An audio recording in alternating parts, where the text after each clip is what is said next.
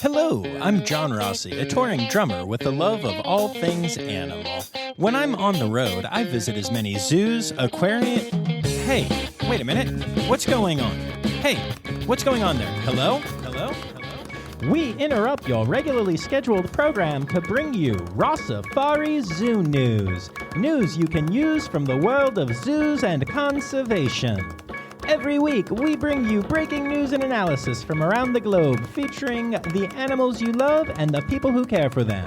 And here's your anchorman, John Rossi. Hi, hello, how are you? Welcome back to Rossifari Zoo News and to a normal week of Rossifari Zoo News, which I'm pretty excited about after last week's whole blow-up about the Columbus Zoo. What an interesting week that turned out to be. You know, it was interesting for a lot of reasons, not just because of what was going on with Columbus or the research I was able to do or the sources I was able to talk to, but also because that was my highest week of downloads ever. The actual episode about Columbus got a lot of traction, and then people were checking out other episodes, and it felt really weird to be benefiting from a negative thing that made me so unhappy and made me concerned about people that I love and a place that I love and, of course, animals that I love. But in the end, I came to realize that, it's really cool and really important to be part of the conversation. And I get to do that now. And that's pretty special. And that's because you're all here listening. So thank you for that. I especially want to say thank you to the people who reached out to me about that episode, shared your thoughts, told me what you agree with my assessment, and even those who disagreed with some of what I said. I appreciated all of it. I think open dialogue is something that is so important and so lacking nowadays in so many places in our society that it was cool to have those conversations and to be a part of it all. And, one thing that meant a lot to me was that a lot of you reached out and said that you were eager to hear my thoughts and my perspective before the episode dropped, or that you were excited once you heard it was there. And I just want to let y'all know that it means so much to me to know that y'all trust me and that you all want to hear my thoughts and opinions. Last week, that whole thing really sucked, but I'm really grateful for the silver linings that have come from it. And that is all I'm going to say about the whole Columbus Zoo situation for this week. And we'll see what happens with it. But until then, we are back to regular zoo news. Yay! And for those of you who are here for the first time, boy, I bet you're confused by what I just said, but you can go check out last week's episode and you'll figure it out. But yeah, this is Rossifari Zoo News, and it is a crowdsourced collection. I do my research, other people do their research and send it to me, and I report what's going on in the world of zoos, aquariums, conservation, and animals at large each week. If you would like to send me those things, you can tag me in them on social media, where you should also be following along. It's at Rossifari on Facebook, Twitter, and most importantly, let's be honest, Instagram. And at Rossifari Pod on TikTok. And you can also email me things directly, rossifaripod@gmail.com. DM me, I'm reachable. Y'all know how to reach me by now. So send me stuff, I'll say your name at the end of the episode, and life will be golden. So I have a bunch of stories for you this week, because I also have some stories from last week that got preempted. So here's an ad, and then we'll get right to it. Today's episode is brought to you by Daydreamer Studios. Do you have stories and expertise to share with the world? Have you ever thought about starting your own podcasts? There's no better time to start than now with the help of a trusted production partner. Daydreamer Studios is a full-service production company that takes all the stress off your plate. You can focus on creating engaging content while they focus on recording, editing, audio engineering, hosting, and publishing on 22 platforms. Log into the advanced remote system with one click, and the Daydreamer team will be on the other end, ready for you to record everything you have to say. Owned and operated by Daydreamer Network, Daydreamer Studios continues on the company's mission to empower storytellers of all kinds by making podcasting accessible to all. For more information and current promotions, visit daydreamernetwork.com/studios. All right, y'all, it's time to get to the news. I want to give you one quick heads up first, though. You're going to hear some very non-John Rossi-like language in the other news section. Okay, that's totally a lie. Anybody who actually knows me in the real world knows that I curse like a sailor. I'm a professional musician. I mean, come on, this is what I do. But you're going to hear some very un-John Rossi on a podcast-like language once we hit other news. So if you're listening with little ones or big ones who get offended by that or you don't want to hear it, I would skip over just the other news section. The rest is fine. Okay, let's get to it. 1, 2, 3, 4. Ow, that's a funky monkey, tree kangaroo, or a binturong. It's Zoo News. Yeah. All right, so we're going to start off by talking about everybody's favorite topic that nobody's burnt out on, COVID-19. Got a couple of stories for you about how that's currently affecting the world of zoos. First of all, the Lincoln Children's Zoo, Brookfield Zoo, and the Great Plains Zoo in Sioux Falls, South Dakota have all announced that some or all of their big cats have caught COVID-19. Now, you'll remember that this is happening at a lot of different zoos right now. All three zoos also did contact tracing and were unsuccessful in figuring out how the cats were able to get the disease. They just figured out that they did. Perhaps the saddest part of all of this is that a snow leopard at the Great Plains Zoo actually has passed away from the COVID. I believe this is the first cat to die from the disease in the United States, though we know it has happened elsewhere in the world. Regardless, these are just the latest cases of either big cats or primates getting the disease at various zoos, including some of the big ones like the Bronx and San Diego. And that leads us to our other story about COVID this week, which is that the Toronto Zoo has announced that you will now need to provide proof of vaccination or a recent negative COVID test in order to go to the zoo. They stated in their statement that while they understand that a lot of people go to the zoo to enjoy the outside areas of the zoo, that with weather getting colder and more people coming to the zoo to wander around, their number one priority is to keep their animals safe and also their guests, and as such, these measures are now being put into place. On a side note, I did the thing that we're all not supposed to do, but we all are guilty of doing on social media from time to time, which is I dove on into the comments section when the Toronto Zoo announced this policy. And you know what, y'all? I love Canada. I love it so much. There were your negative anti-vax comments, but it was the minority. It was a small minority. So many people were there thanking the zoo, promising to make extra donations, saying they were willing to go back now once this policy goes into effect.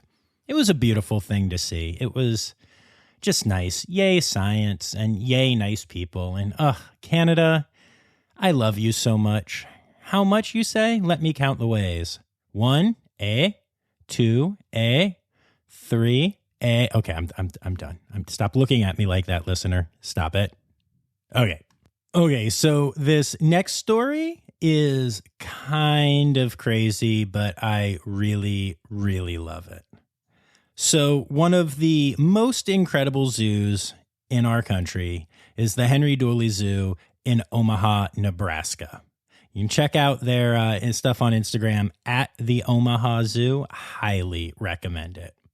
Anyway, so the resident electrician at the zoo was doing repair work on one of the access gates that they have there, and he inadvertently uncovered a nest of northern painted turtle babies.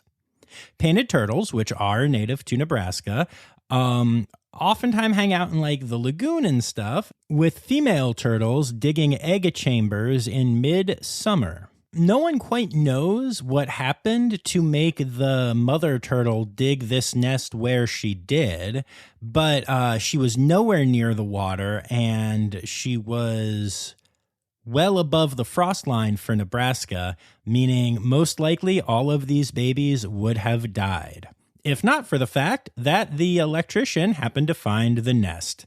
He did, and they were able to take the babies out and give them to the reptile crew, who rescued them, moved them to a safe location, checked them out to make sure that they were all healthy, warmed them up in the sun, and then took them to the water where they will have a normal shot at a healthy life. Just amazing that would happen on zoo grounds at the gate where an electrician needed to do some work just in time. Love it. The last 2 weeks have also featured 2 fly-offs of really cool birds from different facilities. The Minnesota Zoo has announced just recently that during a routine exercise and training session, the zoo's Eurasian eagle owl named Gladys flew off to a tree and did not return. Zoo staff have been tracking Gladys all around the zoo grounds, where they believe she can still be found, as it is a 485-acre heavily forested zoo. But if you happen to be at the Minnesota Zoo, keep your eyes out and up to see if you see a Eurasian eagle owl.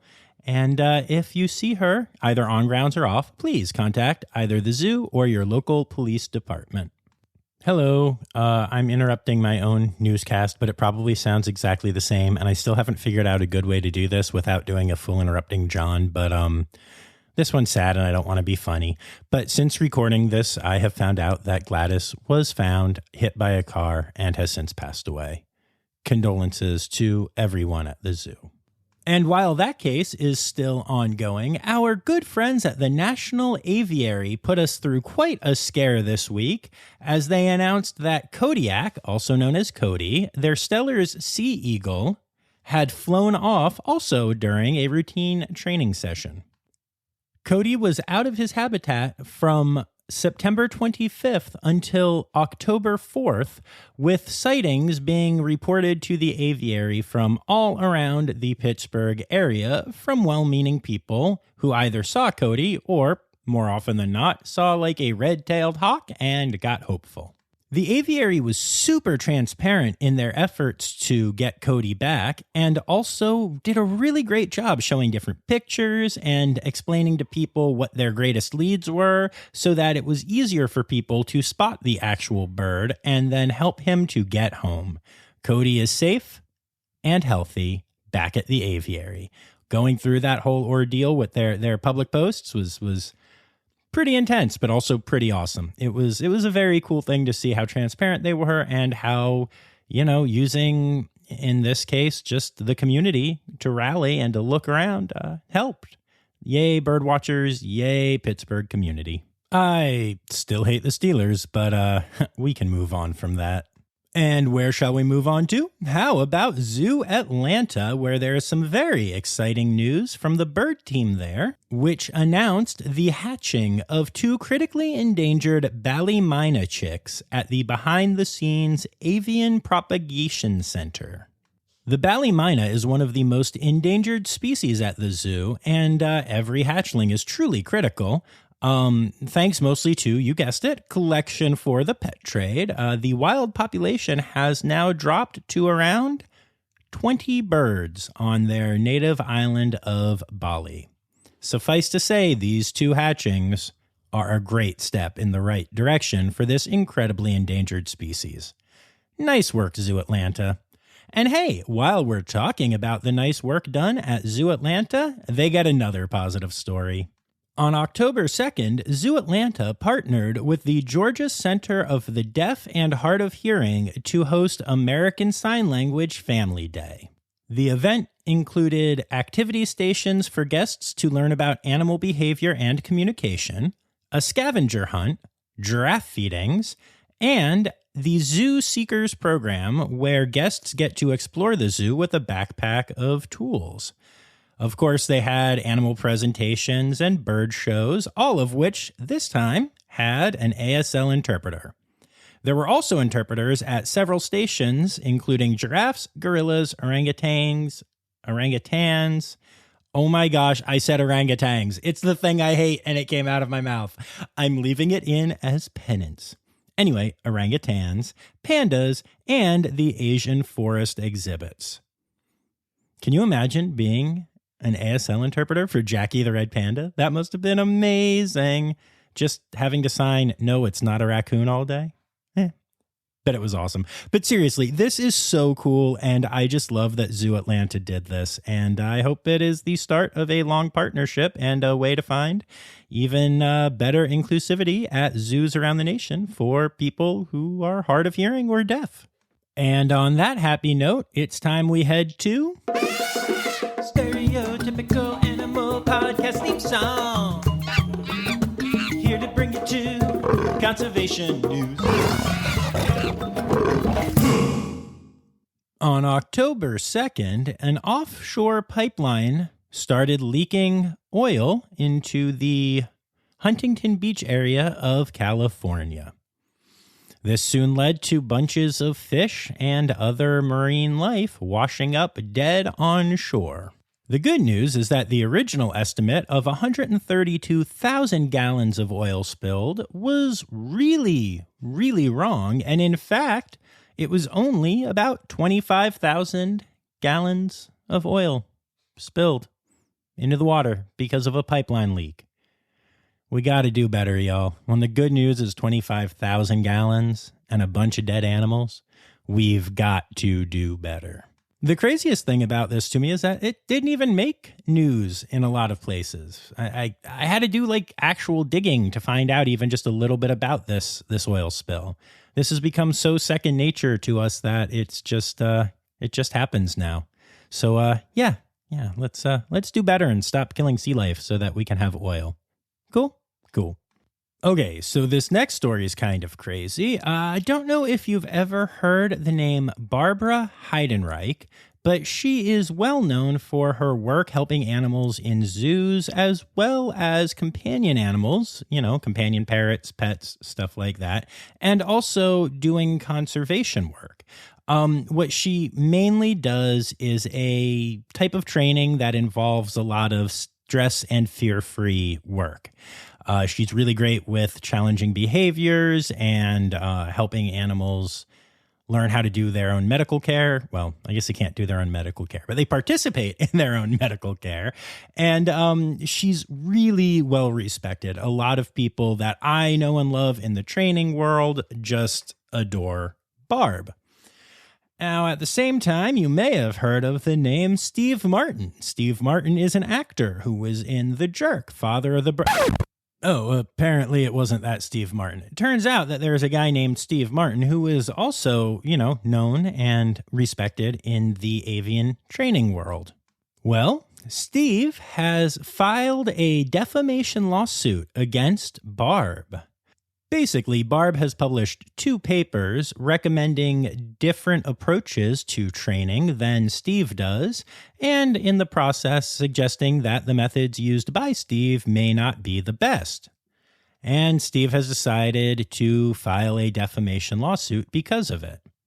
This is blowing the minds of people that are into the avian training world. All 6 of them. But still, this is actually a really big deal. And Barb has asked for help because of the lawsuit and because of having attorneys' fees and court fees and all that crazy stuff. So if you are interested in learning more about this, you can go to www.letherspeakforanimals.com, which is a direct link to Barb's GoFundMe. She has a goal of $150,000 and has already raised $24,230 of it as of this recording. And here's the thing, y'all. I am not an expert on any of this stuff. None of this has to do with drumming. Why do I do zoo news? No, I'm kidding. I love this. But I'm not an expert on all of this stuff. But it does matter. And this is, a battle between trainers and conservationists. And so I turned again to people that I know and that I trust, all of whom absolutely adore Barb. And so this is my way of trying to help the situation. I hope that you go and check out letherspeakforanimals.com, and you can kind of decide for yourself. But I will say this, Barb is loved and well respected. And from what I've read and what I've seen and people I've talked to who know her, I don't know. I just don't believe that she ever sent out to defame anybody. And, maybe her and Steve Martin disagree on some methods, and that's okay. And that's fine. And that's how we learn and grow as a group of animal loving individuals. But maybe go check it out, and maybe if you can, even toss Barb a couple of bucks, because, the truth is, if something like a defamation suit can shut down fear-free, fact-based, scientific training of animals, then we have a bigger problem than just frivolous lawsuits, which, can be a big problem in America anyway. So one more time, that URL is letherspeakforanimals.com. Okay, so we all know that elephants are really smart animals, but apparently they don't understand that train tracks mean that trains may come, and trains are bad for elephants. In fact, trains can kill elephants, which is why 3 students of Centurion University of Technology and Management in India have developed and now been rewarded a patent for a system to help stop elephant deaths by train. The proposal, which is named Multi-Level Security and Detection System to Avert Elephant Accidents at Railway Tracks, basically uses a system of 3 levels of elephant detection, a sound-emitting unit, a processing unit, and a notifying unit. All of this tech comes together to give train conductors, right? Yeah, conductors. That's what the driver of a train is called, not an engineer. Maybe an engineer? I'm not Googling this. The driver of the train information on how many elephants there might be near the tracks and how close they are, so that the, driver, engineer, conductor is then able to adjust the speed of the train accordingly in the hopes of saving the lives of many elephants. I love seeing college students take this initiative, and I'm embarrassed that I wouldn't take the initiative to look up that stupid word. But hey, we got to find ways to have fun here, right, y'all? And speaking of awesome tech to save animals, the Kentucky Transportation Cabinet recently invented bat-friendly bridges. Basically, the idea is that bats tend to use the underside of bridges, especially once cracks start to form and they expand a little bit, as little mini caves. And because the gray bat lives in Kentucky and is an endangered species, when building new bridges, the Kentucky Transportation Cabinet decided to include some man-made type things that would serve similarly to those cracks for bats. So they designed and earlier this year implemented the first ever bat-friendly bridge. And boy, did it work. Almost immediately, as many as 400 bats were seen living under the bridge. As time went on, the colony actually grew, and people counted over 1,100 bats living under the bridge, including baby bats, which means it's a maternity colony, which means the bats feel extra safe there. This is awesome. Now they can keep building bridges that not only serve humans, but also serve the bat population and help this endangered species to thrive in Kentucky. Yay, Kentucky. Wow, there's something I don't say every day. Oh, and a quick follow-up to a story from 2 weeks ago. Remember the whole John Oliver duck stamp auction? Well, it has officially ended, and John Oliver raised $99,723.42 for animal conservation by selling 5 goofy paintings. I love this man and this story so much. Nice work, John. And finally, for conservation news this week, some great news from the Biden-Harris administration. The administration has officially restored protections for the Marine National Monument, which is a nearly 5,000 square mile sanctum that is about 130 miles southeast of Cape Cod. A bunch of amazing species live there, over 1,000 different species of marine life, including rare whales, pods of dolphins, endangered birds, turtles, and over 70 species of coral. And y'all know how much coral are struggling from that recent episode from Moat Marine Lab about, well, coral. The Trump administration removed these protections, opening up the waters there to commercial fishing and other issues, but the Biden-Harris administration has given those protections back. You know, I kind of feel like that's what a lot of the conservation world is going to look like when it comes to politics for the next bunch of years. It's going to be a bit of ping-ponging. But hey, for now, we take any victory that we can. So on behalf of all of my beloved sea turtles and all of the cool whales and all the other amazing animals there, including the corals, thank you to the Biden-Harris administration. Y'all ain't doing everything right, but pretty happy with this one. Yay.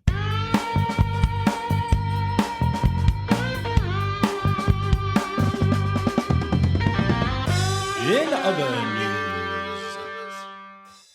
Okay, y'all, remember, there's a language warning here, and it's going to start right now. Man, fuck the New York Yankees. Seriously. And I'm not just saying that because I'm an Orioles fan, because honestly, I don't really care about baseball all that much. But this year, as the Yankees were making their move towards the postseason, and I don't know the story behind it, but they have a team pet. And their team pet is named Bronxy the Turtle. And it's a turtle. It's an actual turtle. So when the Yankees officially made the postseason, they celebrated in their clubhouse afterwards by popping bottles of champagne and running around. And there was some video from that celebration that shows the players lifting Bronxy in the air, spinning around, running with him, and then dousing him with champagne. I don't know if there's anything that can be done about this, but I promise you I am going to look into it. And I think y'all should as well. And at the very least, I'm going to say it again. Fuck the New York Yankees. That is animal abuse. It's not okay.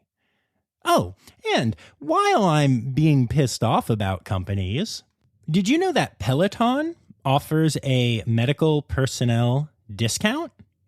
That's right. You can get your classes and your bikes discounted if you are a medical professional.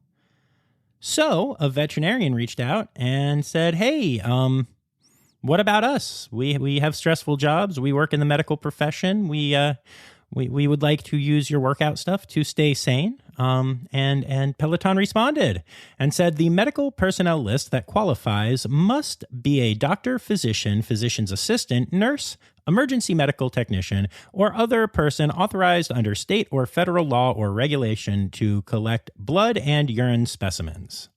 With that being said, your position does not fall under any of the categories listed above according to the federal law.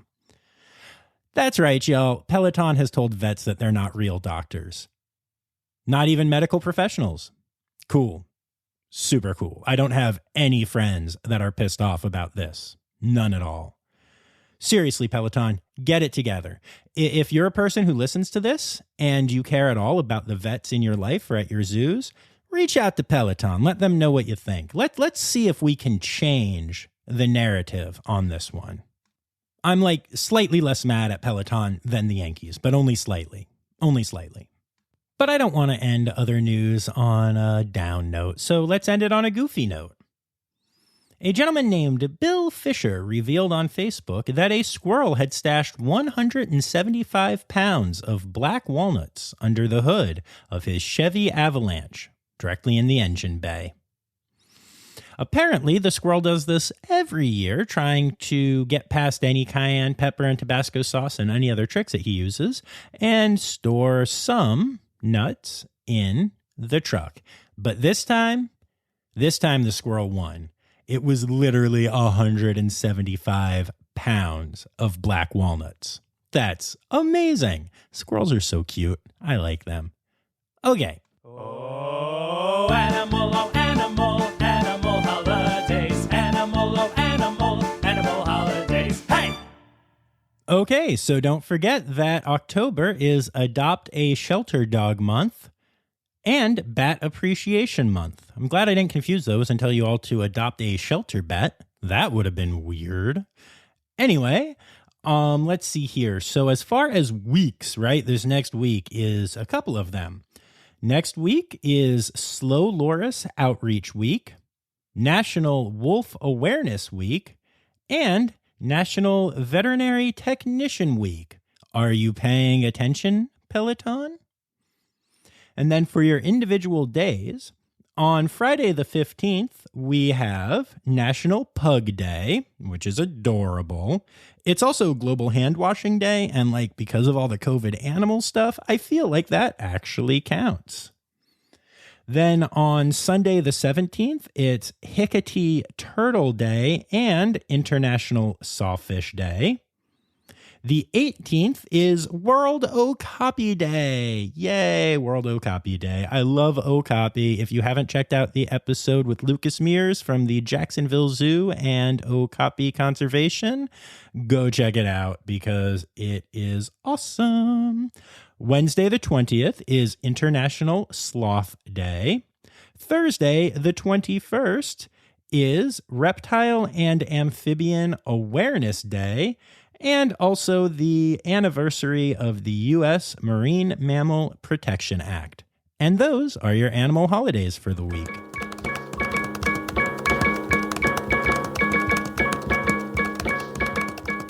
And there you have it, folks. There's your zoo and conservation news for the week. I have a little confession for you all. Last week, when I did my episode, then bonus episode, and then the Columbus Zoo-focused zoo news, at the end of it, I said that I just didn't have a fourth episode in me that week, and that's why I didn't do zoo news last week. But the truth was, most of the other zoo news that I had found at that point was all the negative stuff that you're now hearing in this episode. It's kind of a tough time for news and for animals and I guess life with COVID and everything. But I'm pretty grateful that I have y'all to be here with me for it and to listen. And I'm so thankful that I was able to find a bunch of really positive and fun stories from this week and even have some fun with the negative ones so that this was hopefully an uplifting episode while also talking about some tough stuff. I appreciate y'all being here. I really, really do. I want to say a special thanks to my Red Panda level patrons, PJ Bevan and Laura Shank. And I also want to say thank you to all of the people who contributed news stories to me this and last week, which include Colleen Lenahan, Anya Keene, Kim Cooley, Becca Fewer, Peter Oilo, and Kristen Khalil. And remember, friends, the word newsy credits backwards is Steiderk Yiswen. The Rossifari podcast is produced, hosted, and engineered by John Rossi. Editing and fact-checking by John and Dr. Zoe Vesley Gross. Our theme song is Sevens by Nathan Burke, performed by Nathan and John. Interrupting John theme and additional voices by Taylor Isaac Gray. You can reach John directly on Instagram and Facebook at Rossifari or by email at rossifaripod@gmail.com. Rossifari is part of the Daydreamer Media Network. Now, stop listening to me and go visit a zoo.